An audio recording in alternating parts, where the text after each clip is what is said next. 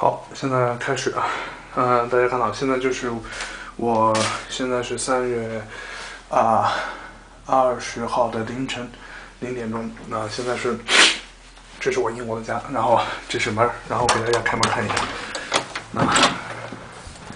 因为现在是凌晨嘛，那个路上是一个人都没有，好吧，那现在我们进来看。首先大家看一下这个我们客厅啊，灯开一下，有电视、壁炉、沙发啊。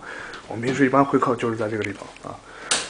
接着走啊，这个镜子中帅哥是谁啊？那就是我啊，给大家打个招呼啊。好 ，hello 啊。这是我们的客厅啊，大家可以看到有一些桌子、椅子。完事以后，那这是我们的厨房。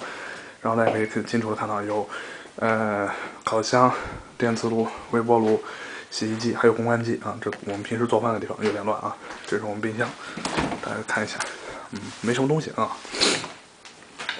那好，那现在我带大家上楼看一下，参观我的房间，还有我2位室友的房间，好吧？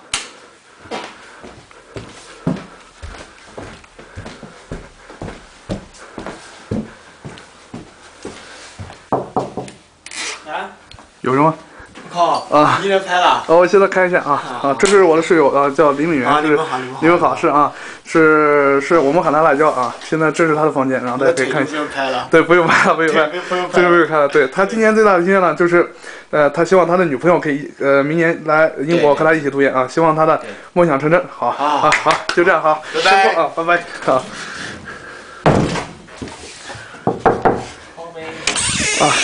这是我的室友啊，叫小龙，名字叫刘宇龙啊。你好，不是给本子晾衣服，是，还给女朋友，是，我给任何人看，你不用那么紧张，不用那么紧张啊。我这个要跟大家说一下嘛，这他现在还是单身嘛，希望如果说是有美女，说如果有很好的女孩，可以给大家介绍一下，是啊，对，是啊，好，房间有点刚洗衣服，对，刚刚洗完衣服，对，好，不打扰了，好，谢谢啊，